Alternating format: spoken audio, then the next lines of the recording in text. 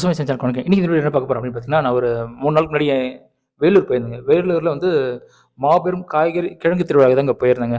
அ அதாவது தமிழ்நாடு விதை சேகரிப்பாளர் சங்க கூட்டமைப்பு சார்பில வந்து நடத்தியிருந்தாங்க. இது முதல் தடவைங்களங்க. இது 4வது வருஷம் வந்து வெற்றிகரமா நடத்திருந்தாங்க. சரி அப்படி என்னதான் அங்க இருக்கு அப்படின்ட்டு போலான்னு ஆசைப்பட்டேன். அங்க போய் பார்த்தா உண்மையிலே இங்க நானே அசந்துட்டேங்க. அங்க பார்த்தீங்கன்னா, அ எல்லாமே ஒரு 50, 100 ரகம் இருக்குங்க. நம்ம நெனைக்கிறோம் தக்காளியில ஒரு 4 ரகம், 5 ரகம் இருக்கும் அப்படின்னு நெனைக்கிறோம். கிழங்குல அவ்வளோதான் இருக்கும். வெண்டையில அவ்வளோதான் இருக்கும் அப்படின்னு நினைக்கிறேன். அங்க போய் பார்த்தோன்னே தான் நானே ஷாக் ஆயிட்டேங்க. இந்த அளவுக்கு ரகங்கள் இருக்கா அப்படின்ற விஷயமே எனக்கே வந்து இப்பதாங்க தெரிஞ்சுது. இப்ப நீங்க பார்க்குறீங்க பாருங்களேன், அது கிழங்கு ரகங்கள்ங்க. கிழங்குல எவ்வளோ ரகம் வச்சிருக்காங்க பாருங்களேன். அ நான் பார்த்துட்டு அட பாவி நம்மளுக்கு தெரிஞ்சதுலாம் சக்கரவள்ளி கிழங்கு, ஆழ்வள்ளி கிழங்கு, அப்புறமா மரவள்ளி கிழங்கு இதுதான் நம்மளுக்கு தெரியும். கிழங்குலயே பாருங்க எத்தன ரகம் வச்சிருக்காங்க அப்படின்ட்டு. சரி அப்படியே சுத்தி சுத்தி பார்க்கலாம் அப்படின்ட்டு அங்க தான் பார்த்தேன். பார்த்தா அப்புறமா இஞ்சியில பாருங்க ஷாம்பு இஞ்சி நம்மளுக்கு தெரிஞ்சாலும் ஒரே இஞ்சி தான் பார்க்குறேன். இந்த இஞ்சி அவர்கிட்ட ஒருத்தங்க கேள்வி கேட்டிருந்தாங்க. அப்பதான் நானும் பார்த்தேன். அப்போ அவரு சொன்னாரு, "இது வந்து ஷாம்பு இஞ்சிங்க. ஏதோ ஷாம்பு மாரி வரும்ன்னு சொன்னாரு. எனக்கு என்னன்னு தெரியல எனக்கு."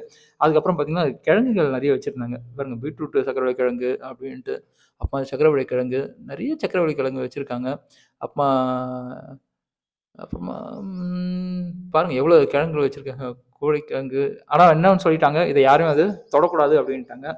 மசூர் கிழங்கு, அப்புறமா நனக்கிழங்கு, சிறுவள்ளி கிழங்கு, இஞ்சி, அ அங்க பாருங்க. பால் சொம்பங்க கிழங்கு அப்படின்ட்டு ஏதோன்னு சொல்றாங்க. அப்பா! எவ்வளோ கிழங்கு இஞ்சி பாருங்க. எத்தன ரக இஞ்சி வச்சிருக்காங்க. தாய்லாந்து மஞ்சள் இது. ஓ! இது மஞ்சளா இது? அப்ப வயநாடு மஞ்சளு, அப்புறமா கூகை கிழங்கு அப்படின்ட்டு பல இதுவரைக்கும் நம்ம அந்த மாரி பேர்களே கேள்விப்பட்டிருக்க மாட்டோங்க. அவ்வளோ ரகங்கள் வச்சிருந்தாங்க. உண்மையிலேயே அவங்கள ரொம்ப பாராட்டனாங்க. ஏன்னா வந்து எவ்வளோ விஷயம் வந்து அழிஞ்சிட்டு இருக்கு. அத வந்து மீட்டு கொண்டு வந்து, அத பயிரும் பண்ணிட்டு இருக்காங்க. ஏன்னா எனக்கு தெரிஞ்சு தமிழ்நாட்டுல வேலூர் வந்து நெறைய இயற்கை விவசாயங்கள் பண்ணிட்டு இருக்காங்க. ஏன்னா திருவண்ணாமலைக்கு அடுத்தது வேலூர்ல வந்து நெறைய இயற்கை விவசாயிகள் பண்றாங்க. ஏன்னா நானே நெறைய வீடியோ எடுத்திருக்கேன் நானு. அம் ஆனா எல்லாருமே வந்து 100% இயற்கை தாங்க. ஏன்னா நான் நெறைய ஃபார்முக்கு போறேன்ல, ஃபார்ம் போம்போது சந்திச்சிருக்கேன். ஏன்னா அவங்க ஃபார்ம் பார்த்தா தெரியும். அவங்க இயற்கை எதுவானாலும் செயற்கை தான் பண்றாங்க அப்படின்ட்டு. பாருங்க இங்க பூசணி பாருங்க. சிவகாசி பூசணி. நம்மளுக்கு தெரிஞ்ச மெயின் பூசணி, மஞ்சள் பூசணி தான் தெரியும். சிவகாசி பூசணி வச்சிருக்காங்க. அப்புறமா சட்டி பூசணி. அ அப்புறமா வையப்பட்டி பூசணி. பூசணி பாருங்க. ஒவ்வொன்னும் எப்படி எப்படி இருக்கு பாருங்க. வரி பூசணி. நாங்க போம்போது நெறைய இதுல லேபிள் ஏன்னா அப்பதான் பண்ணிட்டு இருந்தாங்க. அந்த விதை தீர்வு பிரியா அப்படின்ற அந்த மேடம் தான் வந்து இத ஆர்கனைஸ் பண்ணிட்டு இருந்தாங்க. அவங்க தான் வந்து எல்லாத்துலயும் லேபிள் ஒட்டி பார்த்துட்டு இருந்தாங்க. இது இது எங்கெங்க வைக்கணும் அப்படின்ட்டு. ஆனா இவ்வளோ ரகங்கள ஞாபகம் வச்சிருக்கிறது பண்றது அது பெரிய விஷயங்க. இது சதை புளின்றது ஒண்ணு இருக்கு. பிரண்ட பாருங்க. சிகப்பு மக்காச்சோளம். அப்புறமா வந்து சுருள் பிரண்ட, பன்மயம், வரிகள் பன்மயம். அப்பா! வெள்ளை ஆமணக்கு, அப்புறமா சிவப்பு ஆமணக்கு. நம்மளுக்கு தெரிஞ்ச ஆமணக்கு ஒண்ணு தான் தெரியும். அப்புறம் சித்திரத்தை, சிந்தாமணி பூ, கரு உன்மதம். ஆனா எல்லாத்தையும் கொஞ்ச நேரம் அப்படியே பொறுமையா எடுத்துட்டு இருந்தேங்க நானு. நுரை பீர்க்கன்னு. இது நானே பார்த்துருக்கேன். வெள்ளைக்குட்டை, நேர் பீர்க்காய், அப்புறமா கொத்து பீர்க்கன், சிறிய பீர்க்கன். ஆனா இந்த வீடியோ பார்க்குற எல்லாருமே ஆச்சரியப்பட்டுருப்பீங்க. "என்ன இவ்வளோ ரகங்கள் இருக்கா?" அப்படின்ட்டு. நான் காலையில சீக்கிரமாவே போயிட்டேன். மணி ஒரு 8 மணிக்கெல்லாம் அங்க போயிட்டேன். சரி என்ன இருக்கு அப்படின்னு பார்க்க. ஆனா இவ்வளோ ரகங்கள் வச்சிருப்பாங்கன்னு நானும் தெரியாது. நான் ஏதோ ஒரு 10, 20 ரகங்கள் வச்சிருப்பாங்க அப்படின்னு நெனச்சேன். பார்த்தீங்கன்னா, அவங்க எக்கச்சக்க ரகங்கள்ங்க. நம்ம நெறைய மறந்துருவோம். ஏன்னா அந்த அளவுக்கு ரகங்கள் வந்துட்டு இருக்கு. அ ஆனா இதெல்லாம் வந்து நம்ம பாரம்பரிய ரகம். இவ்வளோ விஷயம் இருந்திருக்குன்றது நம்மளுக்கு தெரியாம அழிஞ்சு போயிருக்குங்க. ஆனா இவங்கலாம் வந்து ஒண்ணு சேர்ந்து இவ்வளோ விஷயங்கள பண்ணியிருக்காங்கன்னு பெரிய விஷயங்க எனக்கு தெரிஞ்சு. அப்ப தொப்பி, கத்திரி, கத்திரில பாருங்க. ஆனா எல்லாத்துலயும் குறைஞ்சது ஒரு 40, 50 ரகம் வச்சிருந்தாங்க. தக்காளியில, கத்திரில, அப்புறமா வெண்டைக்கால.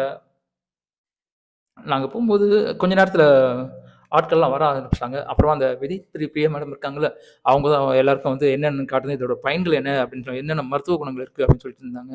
அவங்க தான் அந்த பிரியா மேடம் அவங்க தான். ம். அதுக்கப்புறம் நானும் அப்படியே அவங்க கூடயே அப்படியே ட்ராவல் பண்ண ஆரம்பிச்சேன். சரி என்னென்ன இருக்குன்னு பார்க்கலாம் அப்படின்ட்டு. அங்க சரியா எடுக்க முடியல. ஆட்கள் வந்ததுனால டைம் போதல. அதனால கொஞ்சம் வேகமாவே எடுக்க ஆரம்பிச்சுட்டேன். தக்காளியில வந்து நம்ம தாய்மன் பிரதீப் அவரு நம்ம நெருங்கிய நண்பரு. அவரோட தோட்டத்திலேயே நான் அவ்ளோ தக்காளி ரகம் பார்த்தேங்க. எத்தனையோ ரகம் தக்காளி இருக்கு அப்படின்ற 100 ரகம் ஏதோ இருக்குன்னு சொன்னாரு. நம்மளுக்கு தெரிஞ்சதெல்லாம் பெங்களூர் தக்காளி. நம்ம வாங்குற தக்காளி தான். நம்மளுக்கு தெரிஞ்சது. பாருங்க. அவரோட தாய்மன் பிரதீப் அவரோட நிலத்துல வச்சதையும் வந்து விளைவிச்சதையும் வந்து இங்க வந்து வச்சிருந்தாரு. நெறைய விதமான தக்காளி 100 தக்காளி ரகம் வச்சிருந்தாங்க. இன்னும் நெறைய இருக்கு. அத மீட்டு வரதுக்கான வேலைகள்லாம் செஞ்சுட்டு இருக்கோம் அப்டின்னாங்க. உண்மையிலே ரொம்ப சந்தோஷம். ஏன்னா வந்து எல்லாரும் செயற்கைக்கு மாறிட்டு இருக்காங்க நெறைய பேரு. செயற்கையிலேருந்து இயற்கைக்கும் வர நெறைய பேர் பயப்படுறாங்க. ஆனா இவங்க இயற்கையில வந்து அத மகசூலா எடுத்துட்டு இருக்காங்கன்னா எவ்வளோ பெரிய விஷயம். நாட்டு ரகங்கள்ல வந்து 2 விஷயம் இருக்குங்க. ஒண்ணு வந்து மகசூல் கம்மியா இருக்கும் அப்டின்றாங்க. ஆனா வந்து அதில மருத்துவ குணங்கள் வந்து நெறைய இருக்கும் அப்டின்னு கேள்விப்பட்டுருக்கேங்க. ஆனா இப்ப வந்து அ அதாவது வந்து ஹைபிரிட்ல எந்த அளவுக்கு மகசூல் எடுக்குறாங்களோ, பாருங்க கருப்பு அழகி தக்காளின்ட்டு ஹைபிரிட்ல எந்த அளவுக்கு மகசூல் எடுக்குறாங்களோ, அதே அளவுக்கு வந்து நாட்டு ரகத்திலயும் எடுக்கிறதுக்கான முயற்சிகள் வந்து நெறைய விவசாயிகள் பண்ணிட்டு இருக்காங்க. சில விவசாயிகள் அத ஜெயிச்சுட்டும் இருக்காங்க. இப்ப தான் பரவிட்டு இருக்குங்க. நெறைய விஷயம் வந்து அதாவது ஹைபிரிட்ல எந்த அளவுக்கு மகசூல் எடுக்கணுமோ, அதே மாரி வந்து நம்மளோட நாட்டு ரகத்திலயும் பண்ண முடியும். ஆனா அதுக்கான வேலைகள் நம்ம செய்யணும் அப்டின்ட்டு நெறைய விவசாயிகள் வந்து பண்ணிட்டு இருக்காங்க. சமீபத்தில நான் வெங்கடேஷ்னு ஒரு விவசாயி சந்திச்ச அந்த இதில தான் அவரும் நல்லா பண்ணிட்டு இருக்காரு. அவரோட வீடியோ வந்து நான் கண்டிப்பா போஸ்ட் பண்றேன். பாருங்க மிளகால பாருங்க எவ்வளோ மிளகா பாருங்க. நம்மளுக்கு தெரிஞ்சா காஞ்ச மிளகா, பச்சை மிளகா அப்படின்னு தெரியும். மிளகாலே எத்தன ரகம் இருக்கு. அவங்க தான் விதை தேர்வு பிரியா அவங்க. திருப்பூர் அவங்க. அவங்கள ஒரு தாட்டி நான் பேட்டி எடுக்கணும் அப்படின்னு ஆசைப்படுறேன். பட் திருப்பூர் போணும் இங்கேருந்து. அதனால அவங்க அங்க வந்த பெரிய பெரிய விவசாயிகளுக்கெல்லாம் வந்து அவங்க எக்ஸ்பிளைன் பண்ணிட்டு இருந்தாங்க. என்னென்ன ரகம் இருக்கு, அந்த ரகத்தால என்ன நன்மை அப்படின்ட்டு. கொஞ்சம் பிஸியா இருந்தவங்கள பார்க்க முடியல. வெண்டையில பாருங்க எத்தன வெண்டரங்க வச்சிருக்காங்க பாருங்க. இதெல்லாம் பண்ணது யாரு அப்படின்னு பார்த்தீங்கன்னா, அது வேலூர் மாவட்டத்தில இருக்காங்கல்ல, அந்த இயற்கை விவசாயிகள். அவங்க வந்து அவங்க அந்த அதுக்குன்னு நிலத்த தனியா ஒதுக்கி, அந்த விதைகள் அழிஞ்சிடக்கூடாது அப்படின்ட்டு பண்ணியிருக்காங்க. அவங்க வேலூர் மட்டும் இல்ல, நெறைய மாவட்டத்தில இருக்கிற விவசாயிகள்லாம் ஒண்ணு சேர்ந்து தான் இந்த வேலைகள் வந்து பண்ணியிருக்காங்க. பட் வேலூர்ல வந்து நெறைய விவசாயிகள் வந்து இந்த நாட்டு ரகங்கள வந்து விரும்பி பண்ணிட்டு இருக்காங்க. அழிஞ்சிடக்கூடாதுன்னு.